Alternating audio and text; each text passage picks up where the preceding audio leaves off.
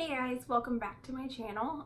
It's been quite a while since I posted a video. I've had a lot going on since the last time I posted a video. There's been a lot of changes around here, but I thought I would start by posting a video about the No Spend January challenge that my husband and I are taking on.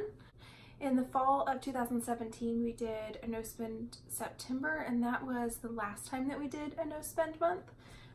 And I actually posted a video about that, and then I did not ever post an update, and it did go very well, but we are definitely ready for another one. We moved houses and situations changed, and since then we've had a lot going on with our money. So the reason that we want to do a No Spend January is that we want to do a refresh on our budget. Spending did get away from us in places here and there because of the move and because of just things that were going on. We also wanted to do a No Spend January to pad our savings a little bit more and stock some money away into that. So some of the guidelines that we're following for our No Spend January, I know lots of people follow different guidelines. Some people spend like absolutely no money except for their bills, and other people make exceptions in different places. So I'm going to explain what our guidelines are for our No Spend January for our family. So the areas that we are going to cut, I am going to cut all entertainment money and restaurant money. So we won't be going out to restaurants. And we won't be going out to do any kind of entertainment that costs money in January. So we'll be finding free things to do and finding things to do at home. There are a few exceptions, which I will talk about a little bit later in the video. There's a couple of exceptions that will happen in January. But for the most part, we'll have no entertainment that costs money and no restaurants. We will also be cutting all of our personal spending money. So we'll have no personal spending money in January. We're also going to cut our household fund, which our household fund includes like any cleaners, any paper goods, toilet paper, laundry stuff, anything along that nature, shampoos, soaps, razors, toothpaste, all of that. We have quite a stock saved up already, and so I'm going to work on going through that, so I won't be spending any money on that this month. And then as far as groceries, I'll be cutting that in half. So I will go every week and get almond milk that we need and fruit and produce, but nothing over that. So and then I will explain kind of how we prepped for that. And then I will be cutting our kids fund in half. So I will spend on essentials for the kids, but nothing that they absolutely don't need in January. So I'm hoping to keep that fund cut in half. And we will also be trying to save as much as we can in funds like gas and the groceries and our miscellaneous fund. I am going to go ahead and keep our miscellaneous fund the same, just in case there was something that came up that had to be paid that I couldn't avoid. So I will keep that there, but hopefully we don't have to spend that, and then I can just throw whatever is left over in those funds that didn't get spent into savings. Things I've done to prepare for our No Spend January: I did go to the grocery store before the first of the month. I did not stock up on everything because that kind of defeats the purpose of the No Spend January if you stock up on everything beforehand and then you use all that up, and then the beginning of February you stock up again. So I did not stock up on everything. What I did was I did stock up on the essentials. Like bread that we need for the kids' lunches. I stocked up on a month's worth of bread and put it in the freezer, which is what I usually do. Along with that, I meal planned out through the end of January. And I did this by taking stock of what we already have in our house and using that up.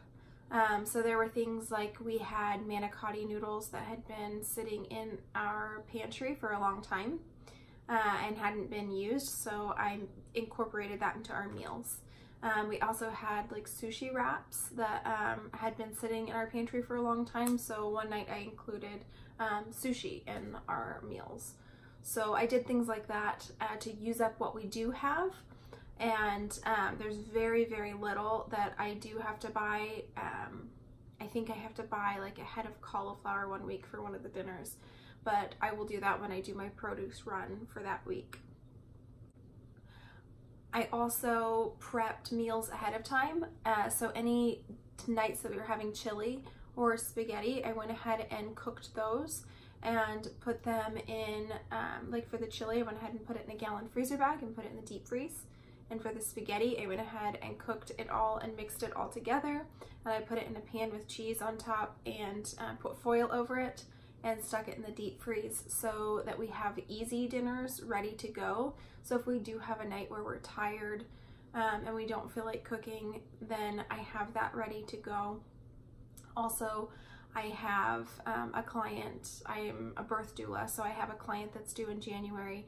And so we have those available if I have to leave suddenly, and my husband has a quick dinner to throw in the oven if we weren't expecting that.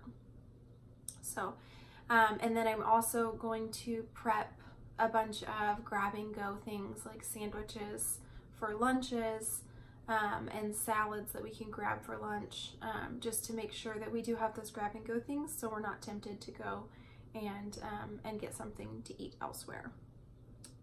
There are, like I said before, there are a few exceptions for our No Spend January. My husband and I's wedding anniversary is January 22nd. And so I do have money allotted for us to go and do something on our anniversary. That's one thing. If you decide to do a no spend month, there's always going to be something that comes up. There's going to be some reason why you can't do it. A birthday or a vacation or an anniversary or something that comes up that you would say, oh, I can't do a no spend in this month because it's my son's birthday. Just go ahead and allot that money for his birthday and then budget around it as a no spend month. And so that's what we're doing for our anniversary. On January 22nd, we are budgeting that money in for our anniversary and then doing the no spend around that. So I also have to tag my van in January, so that's something that's unavoidable and has to get done. So that money is going to get spent. And then our dog going to the groomer, we decided not to cut that. She has really loose skin. She's a Chinese Shar Pei, and so she has loose skin and folds and has to be groomed. It's just important for her, so that's one thing that we didn't cut. And then obviously we didn't cut our essentials. We're still going to pay our mortgage and our bills. We're also going to pay for my son's preschool and our kids' extracurricular activities. So those things won't be cut. What will be cut is just the excess that is not absolutely necessary for us to be spending. I will be doing an update mid-month to let you know how our No Spend January is going. And then I will also do an update at the beginning of February to let you know how it went, how the whole month went. I will be back and posting videos once a week. My goal is to post one video every Tuesday. So, so look for my videos on Tuesday and then subscribe. And then click that bell down there that so you get alerted every time one of my videos comes on. Give me a thumbs up and comment and let me know, are you doing a no spend January? Have you done a no spend before? Do your rules look different than mine? Let me know what you think about the no spend month. So I'll see you later.